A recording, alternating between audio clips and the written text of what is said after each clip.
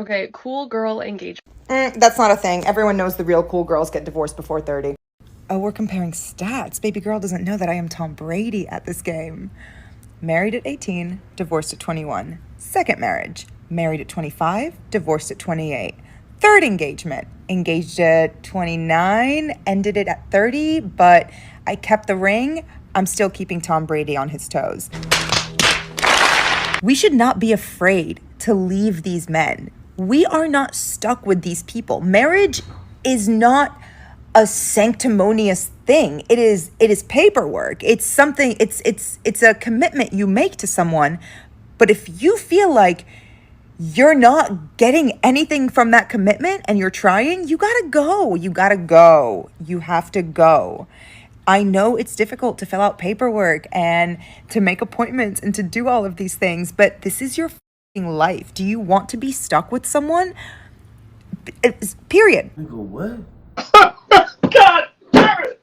You can't make this shit up! I'm failing to see what's wrong in telling young women who get married young that if they are in relationships that are unhealthy and toxic and make them unhappy, that just because they made a commitment, they are not stuck in these relationships. The only people who are mad, it seems like to me, are the men who are the toxic ones in these relationships and who are afraid of their women having self-realization and exercising free will and leaving them.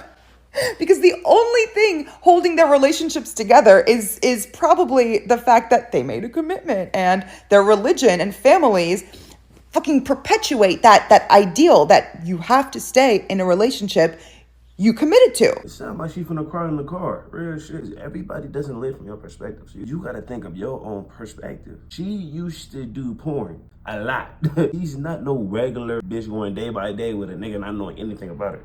Half the time when niggas see her, they know exactly who they talking to. So she must have got married thinking, okay, if I do this, people won't look at me as such a slut. But then you got divorced 3 times.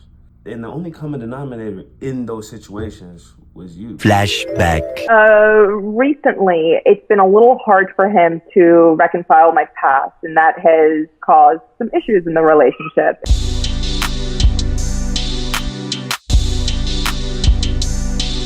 Get some help. The fact that Brad Pitt is going to be 60 years old. Yeah, it's crazy. And he looks that good. Yeah, it's He yeah, it's is insane. phenomenal looking. Quinta Brunson. He looks so good. I'm sorry. He looks. No, he does. He looks so good. I do OnlyFans, and I'm going to tell you right now that I have simps, but I like them. I have genuine. Stop the cap. Because they're paying you.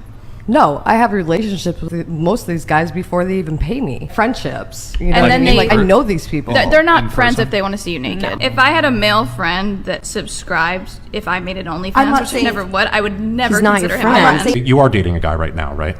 How does he feel knowing that there are like other men that you would consider to be like close, intimate relationships? He's on it also. He's on my OnlyFans with me. What the fuck? Well, oh. Okay. What? Wow, this is like the most full circle. If a woman rejects a man, how should he know whether or not to keep trying? Her body language. I just think you should not keep trying. Yeah, if she rejects you, you should not keep trying. Have you ever rejected a man specifically to test his determination to winning you over? Of course. I love the chase. I love the chase. No. Yes. You have? Yeah. Say why, so they know. Because it's fun. It's a game. That's fucked up. Have you ever rejected a man specifically to test his determination to winning you over? Yes. 100%. So then how does no always mean no? It doesn't. No can mean yeah, and yeah can mean no. Just depends on how you say it. It's simple. Don't force yourself into a relationship, into a friendship, into a conversation with a female that doesn't want your time. As men, we all do it for one reason. Coochie. I'm here to say, as a fellow hoe, when it comes to coochie, folks, man, that work that you gotta put to get it is not worth it all the time. You feel me? Like, I'm not one to chase after a bitch. Once I feel like a female ain't gravitated towards me, bro, hey, she with another nigga. That's simple as that. Do not chase. Do not chase. Do not chase. You don't care about how much money your man's making? It's all about what I'm making. So how can that man lead a relationship if you're the breadwinner? Exactly. I mean, the man doesn't always have to be the breadwinner of the relationship. So you're fine taking on that man's role then? Yes, absolutely. I am completely fine. And most women in this age can be the head of the household. Okay. So what do you expect from your man if you're the head?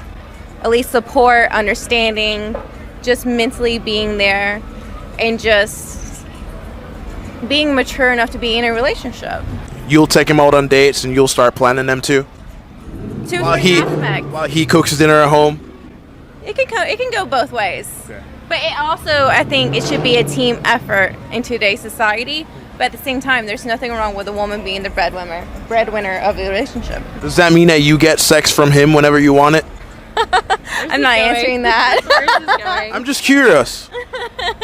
I'm not answering that.